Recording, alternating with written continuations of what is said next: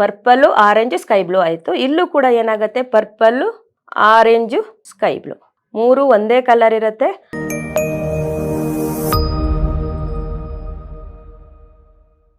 ನಮಸ್ತೆ, ಬಸವ ಆಕ್ವಾ ಅಕಾಡೆಮಿಗೆ ಸ್ವಾಗತ. ನಾನು ನಿಮ್ಮ ಸುಮ ಮಾತಾಡೋದು.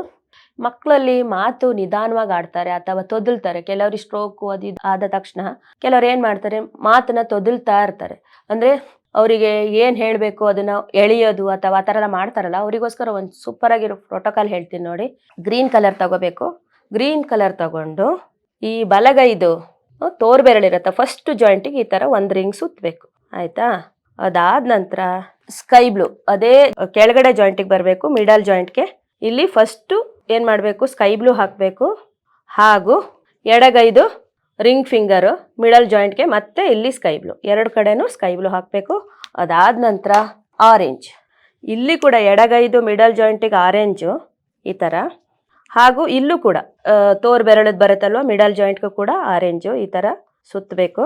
ಅದಾದ ನಂತರ ಪರ್ಪಲ್ ನೋಡಿ, ಫಸ್ಟ್ ನಾನು ಎಲ್ಲಿ ಹೇಳಿದ್ದು ಇಲ್ಲೇ ಅಲ್ವಾ, ಎಡಗೈದು ಮಧ್ಯ ಜಾಯಿಂಟು ರಿಂಗ್ ಫಿಂಗರ್ದು ಪುನಃ ಅಲ್ಲೇ ಹಾಕಬೇಕು ಕೆಳಗಡೆ.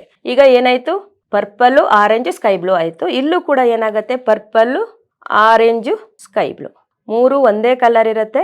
ಅದ್ರ ಜೊತೆಗೆ ಈ ಮೇಲ್ಗಡೆ ಏನು ಹಾಕಿದ್ದೀನಿ ಇದು ಗ್ರೀನ್ ಕಲರ್ ಇರುತ್ತೆ, ಫಸ್ಟ್ ಜಾಯಿಂಟಿಗೆ ಗ್ರೀನ್ ಕಲರ್ ಹಾಕಿದ್ದೀನಿ.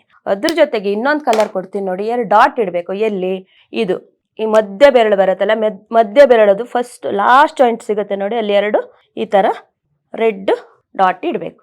ಈ ಥರ ಇಟ್ಟರೆ ನಿಮಗೆ ಅದೇ ಹೇಳಿದ್ನಲ್ಲ, ಮಾತು ತೊದಲ್ತಾ ಇದ್ರೆ ಇದು ಚೆನ್ನಾಗಿ ಆಗ್ತಾ ಬರುತ್ತೆ.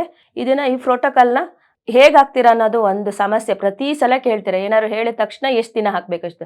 ಎಷ್ಟು ದಿನ ನಿಮ್ಮ ಮಕ್ಕಳು ಆ ಥರ ಪ್ರಾಬ್ಲಮಿಂದ ಬಳಲ್ತಿದ್ದಾರೆ, ಇದು ನೋಡಿಕೊಂಡು ಸ್ವಲ್ಪ ಸ್ವಲ್ಪ ಚೆನ್ನಾಗಾದಾಗ ಡೇ ಬೈ ಡೇ ಕಡಿಮೆ ಮಾಡ್ತಾ ಬನ್ನಿ. ಇದು ನಾವು ಕ್ಲಿನಿಕಲ್ಲೂ ಕೂಡ ಅಪ್ಲೈ ಮಾಡಿರೋದ್ರಿಂದ ತುಂಬ ಜನಕ್ಕೆ ಒಳ್ಳೇದೊಂದು ರಿಸಲ್ಟ್ ಹೇಳಿದ್ದಾರೆ. ಹಾಗಾಗಿ ನಿಮ್ಗೆ ಹೇಳ್ತಾ ಇದ್ದೀನಿ. ನಮಸ್ತೆ.